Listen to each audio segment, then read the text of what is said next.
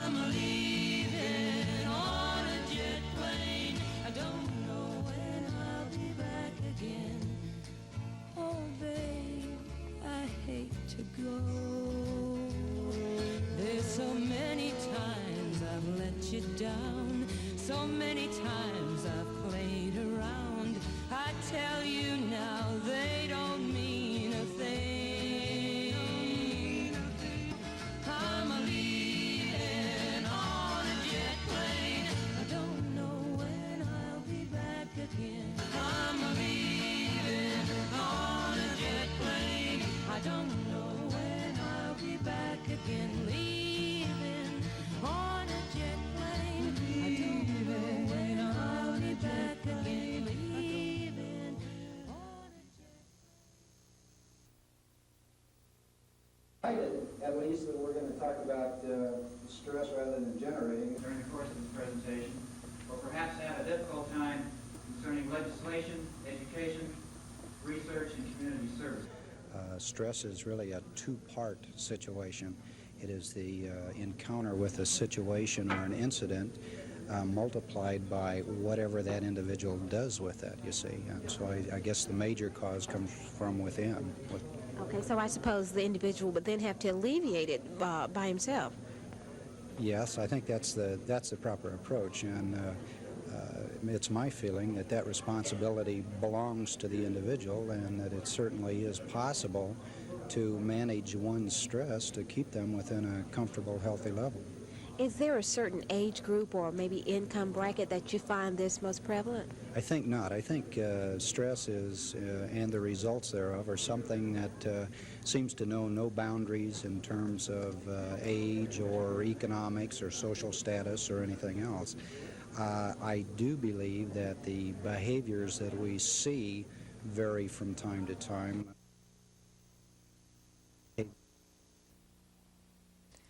Veterans were treated to a red punch and cookie party as a Valentine's Day celebration. Parties such as this were held in VA hospitals across the country as part of a national salute to hospitalized veterans. Valentine's Day provided the setting, but party organizers say the real celebration is for the men and women who have served in the defense of the country. A few local dignitaries joined in the festivities. Air Force General Raymond Furlong, retired Air Force Colonel Sam McClurkin, who was representing Senator Howell Heflin, and Mrs. Anita Falmer, representing her husband, Mayor Falmer. The party was planned by the hospital's volunteer unit. This is the 6th year for the Valentine's Day party. Many of the veteran patients are a long way from home and have no one to visit them. Planners say this party is just one way to ease their loneliness and to let the veterans know that someone cares. The punch was served all afternoon to any one of the 160 patients who cared for some. But the partying didn't stop with the punch. Lee High School cheerleaders stopped by later for a picture-taking session with the veterans, and a Valentine's Day bingo party is scheduled for this evening. This is Glenda Webb, WSFA TV News. On January 3, 1977, Alabama initiated a volunteer body organ donation program for licensed drivers. But in the 2 years since, the program has met with less than enthusiastic response. There are about 2.5 million licensed drivers in Alabama, but only 17,500 have signed up. And since the program began, there have been only 2 inquiries into utilizing the service. Basically, the program works like this. In the event you're killed in a traffic accident and you are a donor, certain specified body parts are removed by a special medical team. This must be performed shortly after the time of death. However, many doctors are reluctant to remove the body parts, even if the victim has authorized it. Oftentimes, the victim's family refuses to allow the procedure to be done. Bob Smith with the Montgomery County Probate Judge's Office says out of the 150 to 200 persons who obtain driver's license in Montgomery County each day, only about 2 fill out the necessary forms. But while we were taping this story, Mr. Thomas Hancock of Montgomery had his driver's license renewed and became an organ donor. Well, my wife and myself had discussed it, and we decided that we would, in case somebody needed it, a younger person that we could help. Officials with the Driver's License Bureau say public education about the donor program might be the answer to stimulating participation. Michael Jones, WSFA TV News. The Joan Gilmore missing persons case is case number 10,311 in the Montgomery Police Department's files. Police have traced the whereabouts of Miss Gilmore until 4:30 or 5 p.m. on that Thursday last July. She had been on a visit to her doctor's office. Since that time, police have followed hundreds of leads, many of them dead-ended, and many rumors had to be tracked down. Officers from Montgomery Police Department have made trips into other states and surrounding areas, but no trace of Joan Gilmore has been found.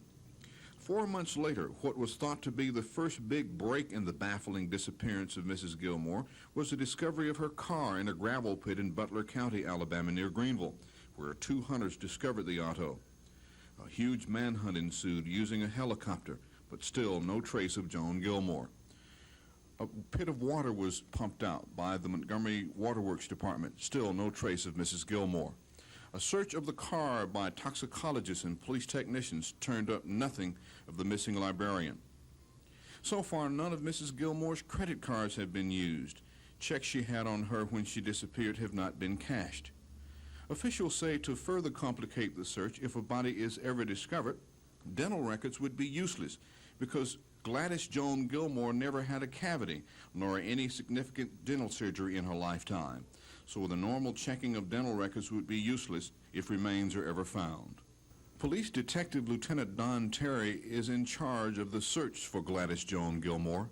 We still have the active case file assigned to one detective that works on it every day. We receive information from our secret witness from time to time. As information comes in, this is checked out. This reporter has learned that there were some items found in the Gilmore car in Butler County that didn't belong to the missing woman. Now investigators have to find the person who those things belong to. And if they can do that, they may solve the mystery to the disappearance of Joan Gilmore. This is Norman Lumpkin, WSFA TV News at Montgomery Police Headquarters. Alabama Power's emergency rate request seeks some $100 million in emergency rates in the next 6 to 7 months. Company President Joseph Farley testified first, following the text of a prepared statement. Within, Farley explained the reason for the request as simply not enough cash to permit the company to provide for service requirements of customers. Farley called the company's financial situation critical. The company president also declared no other means for generating funds for operation, saying the rate increase was the only solution. Farley alluded to a November PSC-approved rate increase halted by a court injunction as a motivating factor to these proceedings. Since, Farley says, massive cutbacks have been implemented curtailing construction and other operations affecting some 4,000 Alabama Power workers. In testimony, Farley says construction can continue if the increase is granted, however, at higher costs. Farley indicated a 10% increase in peak power demand, necessitating further growth in generating plants. There are at least a half a dozen intervenors, people involved in the hearings, opposed to the rate increase. Each intervenor has the opportunity to cross-examine, and with a book full of testimony, the proceedings could last for quite some time. Since this is a public hearing, prior to Farley's appearance, a number of citizens were allowed an opportunity to express their opinion. A majority of the near 24 people who did speak were from the Mobile area, representing construction worker unions, electrical workers, or land and realty developers. A suit filed by the Legal Services Corporation to Circuit Court Judge Joseph Phelps' courtroom sought to have these hearings declared unconstitutional. The suit contended that these hearings were conceived and born in closed-door meetings with the Alabama Power Company, Governor Fob James, and other administration officials, thus violating the state's Sunshine Law. Judge Phelps, however, denied the motion. The hearings will continue tomorrow. At the Public Service Commission hearings, Chris Grimshaw, WSFA TV News.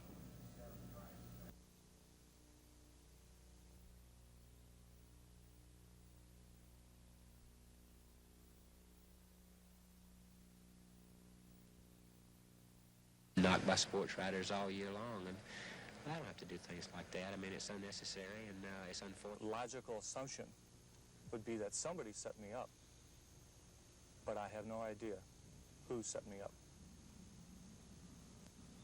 I do not know if Kenny Stabler set me up.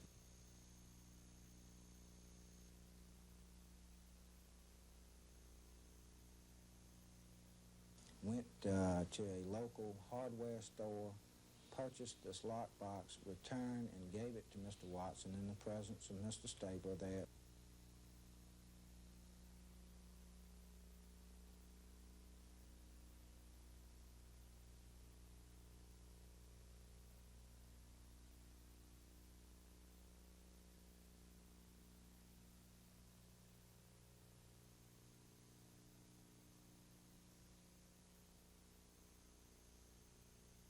Well, we've talked to our investigators this morning, and they are attempting to get some additional information as far as times are concerned. We're trying to tie down as close as possible the times that we are have some question about, and two, we're also still trying to find out where Randall Watson went. We've been unable to locate him to get a statement from him. He is not on trial today in Monroeville? Well, I haven't had a call to say that he's appeared there as of yet. He may be there, as far as I know. Have you been able to determine, Mr. Craddock, if the case bought according to the testimony of the waitress was in fact the case that contained the cocaine?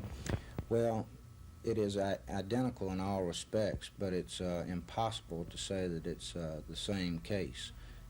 Fingerprints could have been taken had the police department maintained some sort of surveillance on it until we could get a toxicologist down there to preserve it, but it was not. Therefore, any fingerprints that may have been there were obliterated.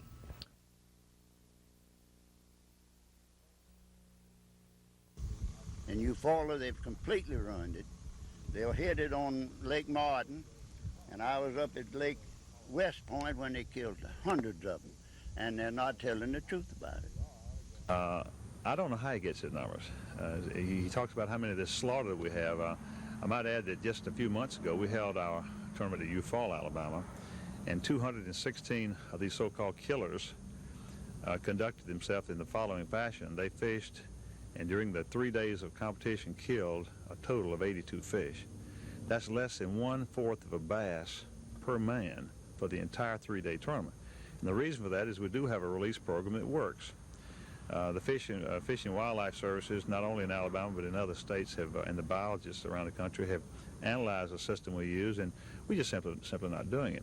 Now, you know they have 200 horsepower motors. If you put a fish in there, I've got from biologists all over the country, that fish bump around in that thing all day long, and they throw others in there, and they take him out in the afternoon and put him in a sack and walk up yonder and weigh him and take him out and break that slime covering and throw him over in a thing and then catch him.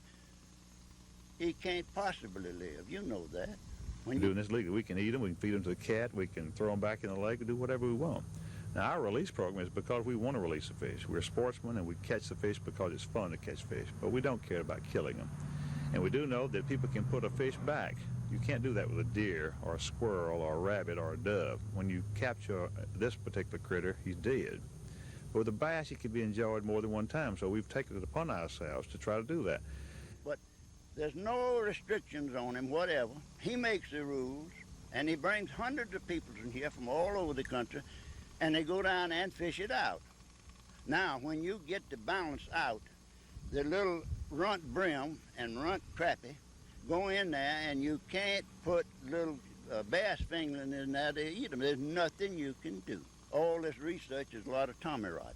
Well, let me go back again to, not to my numbers or not to my figures, but to surveys that have been made by fish and wildlife people around this country. They've gone in, for example, and taken the so-called professional that you say, that he refers to as being some sort of a slaughter man. They have discovered that the productivity per hour of the average so-called pro, man who fishes in a tournament with us or somebody else, the productivity of him, his ability to catch fish, is very little, just a very little bit better than the average everyday garden variety fisherman on the lake. So they come in here. If they come in here, they're paying a license fee, anybody, whether he's a tourist or otherwise. And frankly, I would hope that we welcome these people because they do bring a lot of money into the state. And I can assure you they're not hauling the fish away. Because I'm for the little fella. He's got a little pickup truck and a 12-foot boat. and he puts that boat in there and runs down there to catch him a mess of fish. Sometimes he needs them. They're not there. Who caught them? These guys from all over the country. These murderers and killers he refers to, let me tell you this, that our 300,000 members of Bass, and it's the biggest fishing organization in the world today, these people have contributed out of their pockets, and this is the same guys he's calling murderers and killers, have contributed almost $500,000 in just the last 6 years to go into specific research to improve the situation for the black bass, the bass that swims in Alabama and across this country. They didn't do that because they wanted any type of duress or because they had a gun to their head. They did it because they loved the fish. The catch and release program we instituted some 8 or 9 years ago was a result of their caring. But we're doing all that we can to help fishing, not destroy it. And I think that Mr. Askew would frankly spend a little time being concerned about the cleanliness of the water and helping us stop and clean up some of these streams from the pollution that it's suffered with over the years. I think that'll do more for making bass fishing better for not only his few years that he has left, but for my years and for our children's years. We have to get together and organize as fishermen, and we're doing it with bass anglers, and we're very proud of that. And I think that our record is clear, and there's not another single organization in the world, certainly in the fishing community, that's doing as much for their sport as the bass fishermen, and we're darn proud of it. For 32 years, in February, Montgomery's Exchange Club has sponsored a crime prevention program.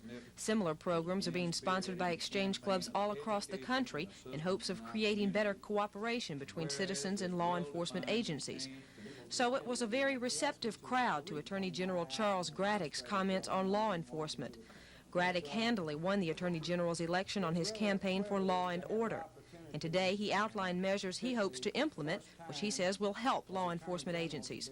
Measures which include a career criminal bureau to lock up repeat offenders. They get him into court. The prosecution convicts the man, and the judge gives him a maximum sentence. And what happens to him? Within a very short period of time, he's turned back out onto the streets. Graddick also advocates revision of the state's criminal code to allow police to search at night in the same manner they do in the daytime. He says a search warrant is needed at night, whereas probable cause permits a search during the daytime. And he wants uniform statewide jury selection and a Habitual Offenders Act. And Graddick called for stiffer penalties for drug pushers. And the way that we can do something about it is take our local law enforcement officials, try to get some communication and spirit of cooperation between them, but establish a statewide narcotic task force to go after not the street user, not the kid who's in the park with the marijuana cigarette, but the punk that's bringing heroin in from Mexico and giving it to our children and killing them with it. Capping off their program on crime prevention, the Exchange Club named Detective Thomas G. Toddy of Eclectic as the 1978 Police Officer of the Year. Glenda Webb, WSFA TV News.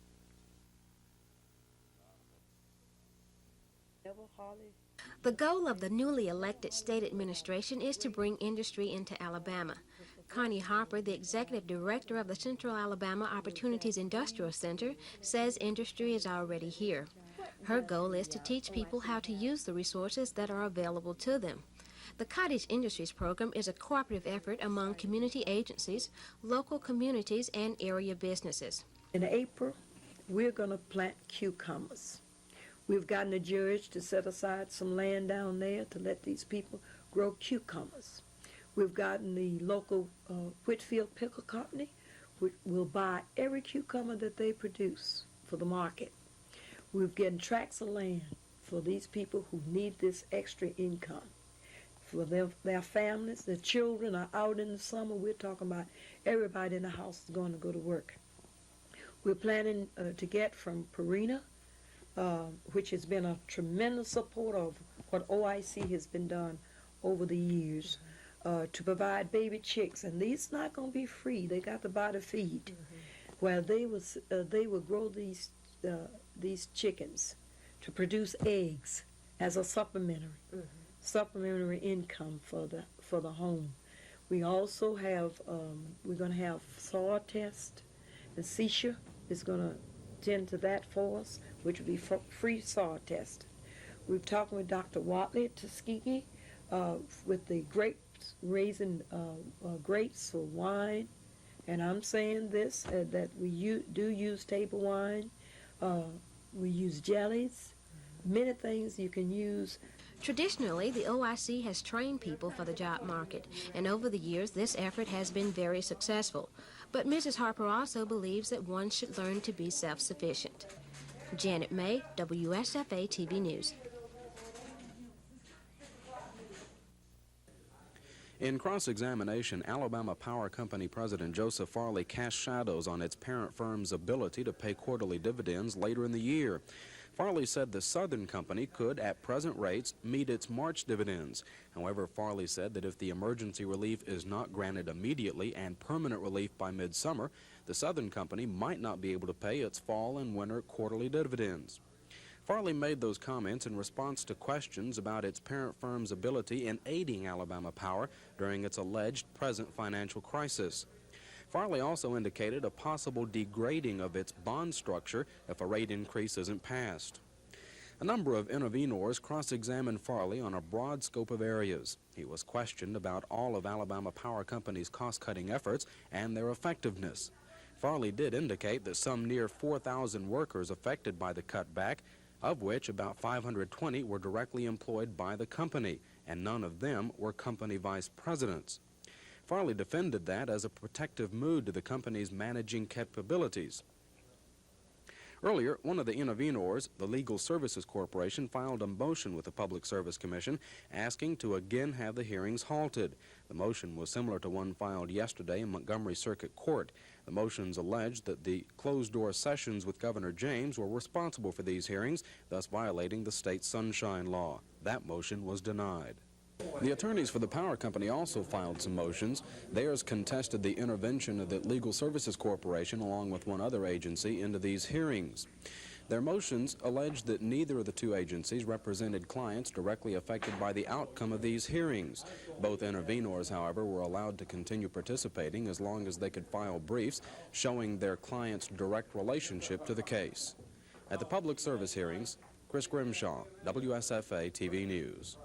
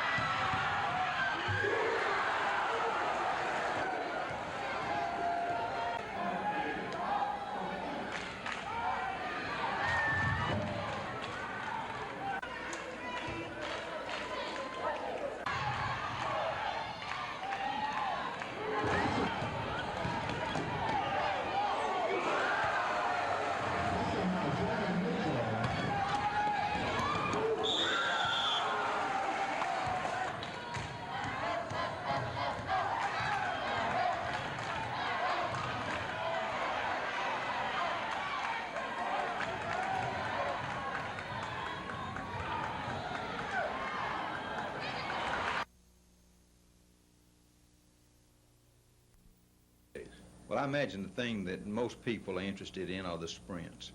And of course, in the sprints, Joe Yelder from Jeff Davis High School holds a record. It was set back, I believe, in 1966 at 6 flat. And of course, Kenny Simon from Lee this year possibly will be a threat to that record, and many people will be interested in that. And of course, Kenny is an excellent hurdler.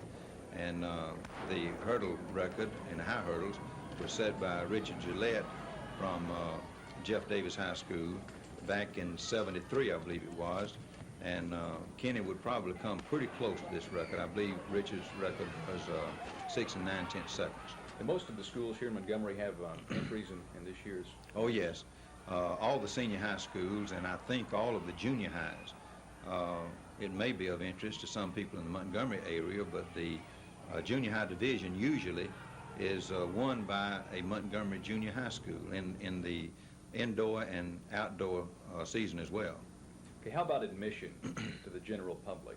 What do the tickets cost in that time? Well, tickets for the high school meet, of course, are very cheap. $1 for students for all day and $2 for adults. So if anybody wants to come out on Friday, beginning at 10 o'clock in the morning, then the students can come in for $1 and stay until about 10 o'clock that night, or adults can come in for $2 and also stay until 10 o'clock that night. The track events on Friday will begin at 1 p.m. and on Saturday will begin at 2 p.m.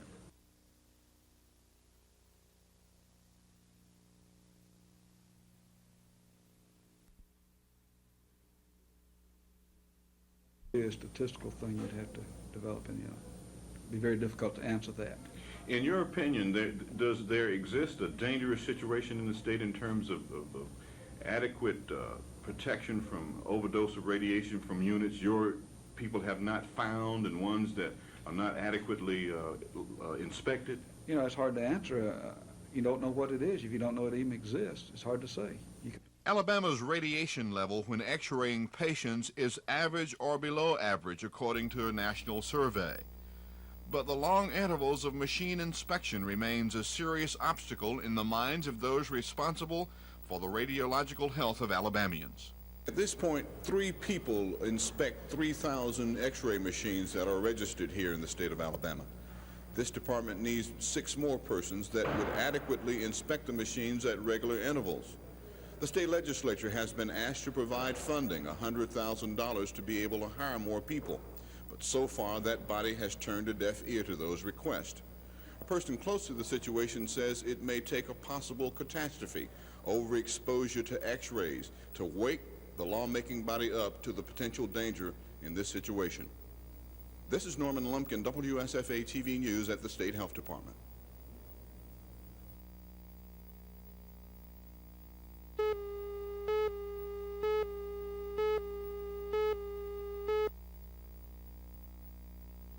The viral illness currently traveling across the state is similar to Russian flu.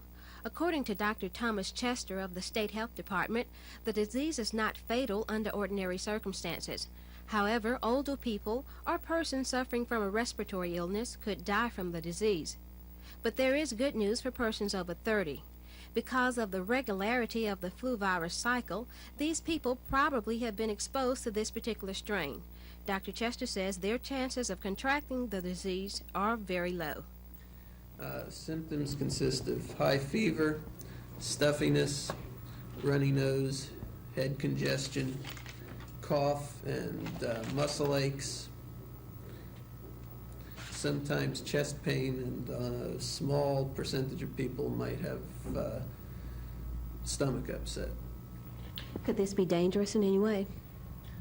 People with chronic or debilitating illnesses, such as elderly people or people with, for example, diabetes or lung disease, could get severe enough illness to be fatal. But to the average person, it is usually something that their body can overcome in a period of time. If indeed this is Russian flu, the possibility of it becoming a statewide or national epidemic is very likely. From the State Health Department, Janet May, WSFA TV News.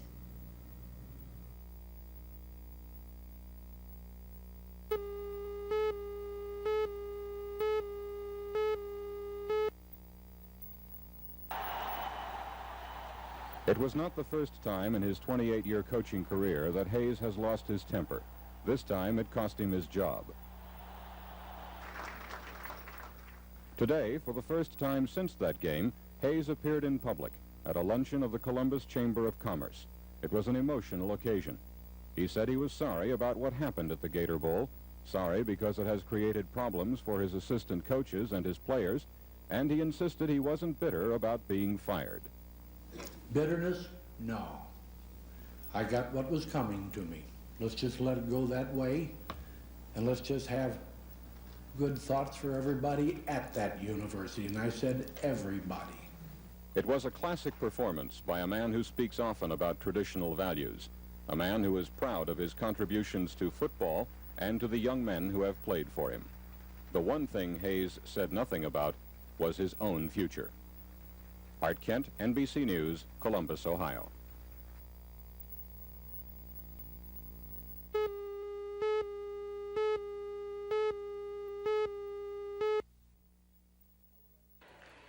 Alabama State coach James Oliver says Johnny Mitchell is the key to his team's continued success this season. In his first 3 games, the senior guard is averaging 21 points and almost 7 assists per game. Last night against Huntington, Mitchell scored 15 points, mostly on outside jumpers, and dished out 6 assists. Coach Oliver says Mitchell gives Alabama State leadership on the floor, which was the most important thing the team was missing earlier in the year. Oliver also says Mitchell controls the offense and makes things happen. So far, Mitchell has made things happen for ASU. The Hornets are undefeated in NAIA District 27 and appear to be headed for the district playoffs in March. James Spann, WSFA TV Sports.